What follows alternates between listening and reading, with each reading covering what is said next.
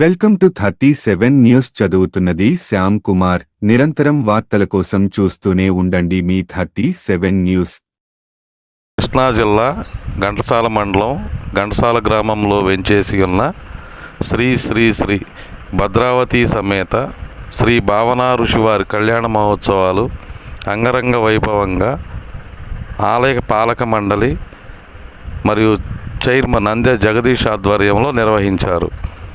ఈ కార్యక్రమంలో స్వామివారికి అమ్మవారికి నిశ్చయ తాంబూలాలు, అభిషేకాలు, ఎదురుకోల అనంతరం వైభవంగా కళ్యాణ మహోత్సవం నిర్వహించారు.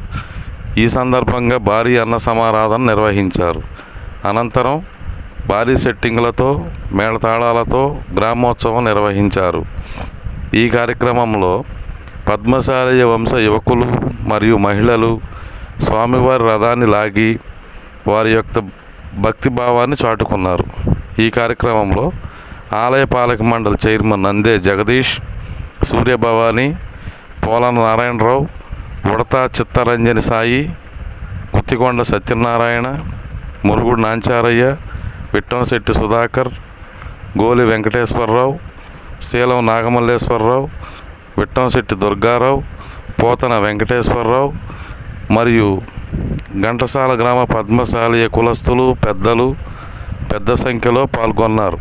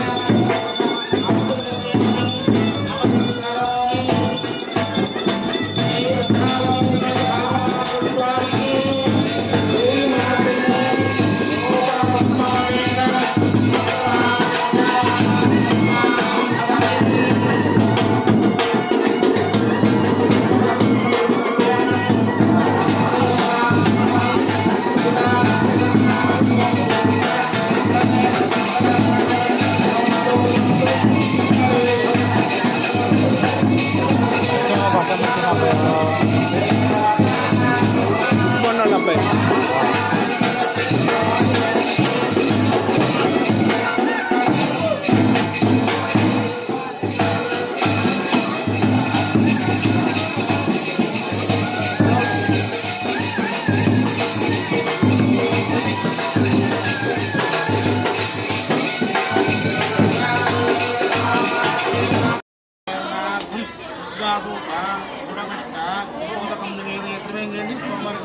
ओम प्राणाय स्वाहा ओम अपानाय स्वाहा ओम व्यानाय स्वाहा ओम प्राणाय स्वाहा ओम समानाय स्वाहा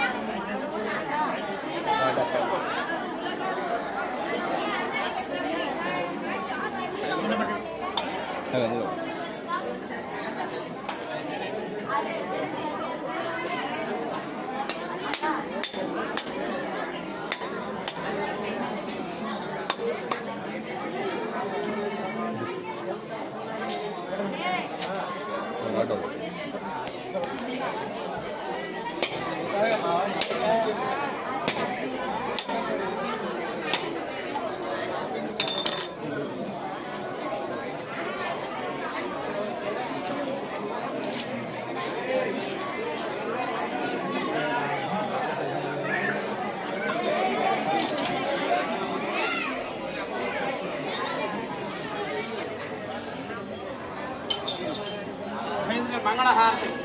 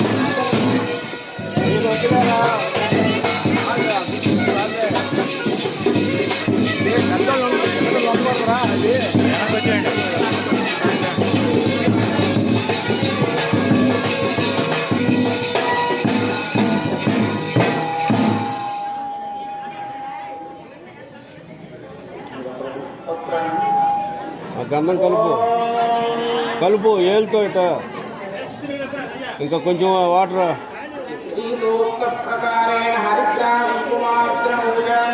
పలుచగా చేసి ఏలుతో రాయి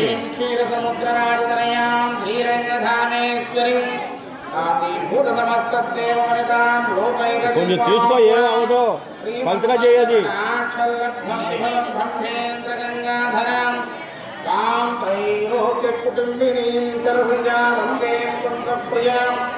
సిద్ధలక్ష్మీ మోక్షలక్ష్మీ జయలక్ష్మీ సరస్వతి శ్రీలక్ష్మీ వరలక్ష్మీ ప్రసన్నమసత్పదం ముద్రాంకరైర్వహంతి.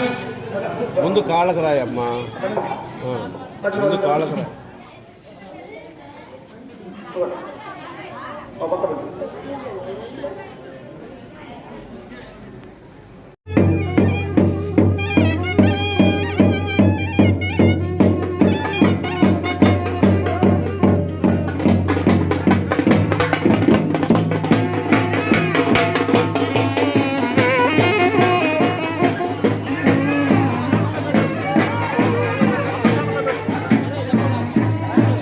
ఆగు ఆగు ఆగు.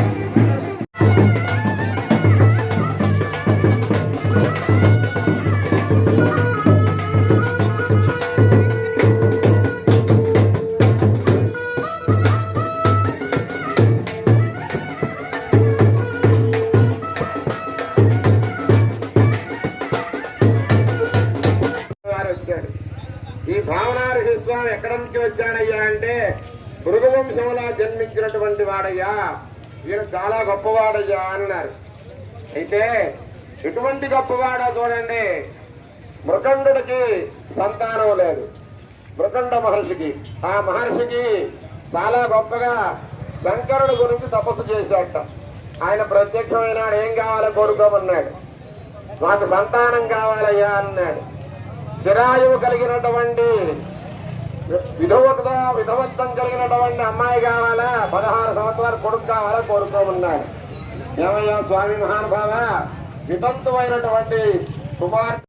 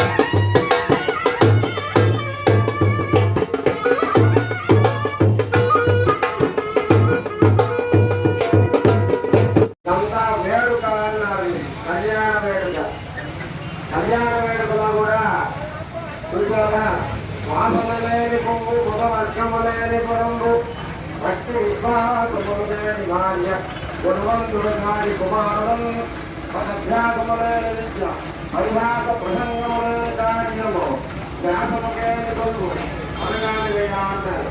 వాసం లేకు పూజ పరికరాలు ఎప్పుడు కూడా బుధవర్గం పండితం లేనటువంటి ఊళ్ళో కానీ గ్రామంలో కానీ అసలు ఉండకూడదు. పండితులంటే బ్రాహ్మణే కానీ అన్ని కులాల్లో మంచి మంచి పండితులు విద్యావంతులు జ్ఞానవంతులు ఉన్నారు. అటువంటి ఊళ్ళోనే ఉండాలా, లేని ఊళ్ళో ఉండకూడదు. అది జ్ఞానమైన కొలుగు. ఒక రాజుగారి దగ్గర ధనం లేదు, పేరు మాత్రం రాజుగారు ఉన్నారు, ఆయన అడుగుతుంటారయ్యా, ఆయన దగ్గర పండించుకోలేదా అన్నారు. పండితులు ప్రత్యేక గుణవంతులు గారి కుమారుడు అదే మంచి సొంతం మంచి సత్యవంతమైనటువంటి కొడుకు ఉన్నా లేకపోయినా ఒకటేనయ్యా. అటువంటి కుమారుడు ఉన్నా ఉపయోగం లేదన్నారు. గుణవంతుడు గారి కుమారుడు ఈ యొక్క భర్త భార్యకి, భార్య యొక్క భర్తకి విశ్వాసం కనుక ఉంటేనా అన్యోన్య దాపత్యాలు ఇస్తారు. అటువంటి భార్య ఉండాలా, భర్త ఉండాలంట. ఒక అభ్యాసం లేని విద్య చాలా మంది చదువుతుంటారు. మా గురువు గారికి వస్తే వేరే పాట చదువుకున్నాను అని తాను స్వయం యొక్క ప్రకటన చేస్తాడు. కాబట్టి నీ విద్య పైకి వస్తుందా, అది పైకి రాదు, రాణింపదు. విద్య ఎప్పుడు కూడా గురువు ఖండాలను చెప్పుకోవాలా, అది రాణింపొస్తుందా. అభ్యాసం లేని విద్య దేనికి పనికిరాదు అని చెప్పి చెప్తారు. ఇక్కడ ఏమిటయ్యా అన్నారు, ఎంత సమూహంగా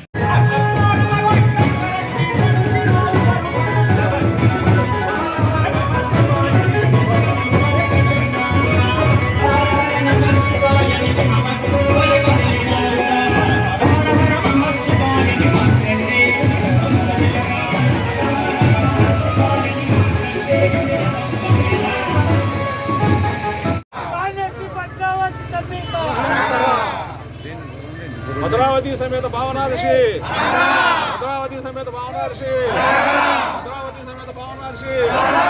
జై మార్కండేయ, జై మార్కండేయ, జై మార్కండేయ. హర హర శ్రీ భావనా ఋషి భద్ర సమేత హర హర.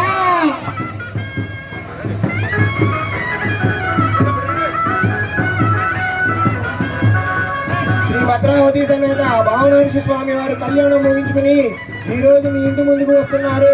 స్వామివారికి కొబ్బరికాయలు పండు పూలు సమర్పించి స్వామివారి కృపకు పాత్ర కావాలని కోరుచున్నారు.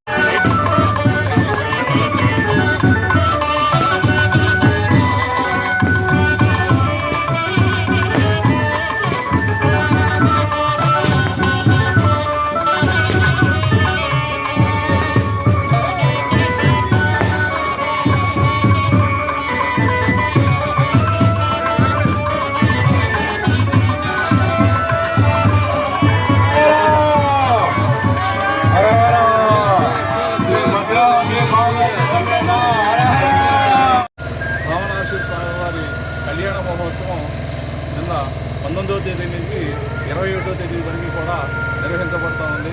ఘంటసాల గ్రామంలో అది అత్యంత వైభవంగా నిర్మాణం చేసినటువంటి ఘంటసాల భద్రావతి సమేత భావనాశి స్వామి దేవాలయంలో ద్వితీయ వార్షికోత్సవాన్ని ఈ 21వ తేదీ వరకు కూడా నిర్వహించడం జరుగుతుంది.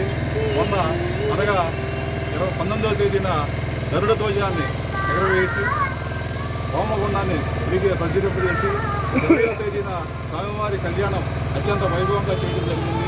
21వ తేదీ ఈ రోజున అన్న సమాధాన కార్యక్రమాన్ని అత్యంత వైభవంగా నిర్వహించి ఈరోజు భద్రావతి భావనాశి స్వామి ఘంటసాల పురవీధుల్లో మరి ప్రజలను ఆశీర్వదించడం కోసం అని చెప్పేసి చక్కగా పురవీధుల్లో రథంపై ఊరేగుతూ ఉన్నారు. మరి గ్రామంలో ఉన్న ప్రజలందరూ కూడా ఆస్వాదిస్తూ స్వామివారికి ముందుగా పసుపుతో స్వాగతం పలుకుతూ హారతలిస్తూ టెంకాయిస్తూ నిర్వహిస్తూ ఉన్నారు. ముఖ్యంగా భద్రావతి భావనాశి అంటే భూఖండ మహర్షుల యొక్క సంతతిలోని భావనాశి స్వామి 101 మంది సంతానంలో భావనాశి మరి తన యొక్క ఆయుష్ను పెంచుకోవడం కోసం శివుని ప్రార్థన చేసి 16వ ఏటనే మరి పూర్ణాయుషుడిగా ఆయన మరి ఆశీర్వాదం పొంది పరమశివుడి యొక్క గొప్ప గిరిగా ఉన్నారు. ఆయన జీవితంలో ఈ ప్రపంచం అంతటికీ కూడా వస్త్రాన్ని తయారు చేసి ప్రజలందరికీ కూడా అందించడంలో ఒక గొప్ప భావనాశి స్వామికి ప్రఖ్యాతి తెచ్చుకుంటుంది. అలాగే సూర్యుడు ఛాయాదేవి యొక్క కుమార్తె అయినటువంటి భద్రావతి దేవి ఆమెని ఈయన పెళ్లి చేసుకోవటం, మరి పద్మశాలిగా కొలువంశమైనటువంటి ఈ యొక్క ఋషివంశం భృగు మహర్షి యొక్క ఋషివంశము, మార్కండేయుడి యొక్క ఋషివంశమైనటువంటి పద్మశాలీలందరూ కూడా ప్రత్యేకంగా ఈ యొక్క రథోత్సవం రోజున రాష్ట్ర వ్యాప్తంగా దేశవ్యాప్తంగా కూడా భద్రావతి భావనాశి కళ్యాణం చేసుకోవటువంటి ఆనవాయితీ.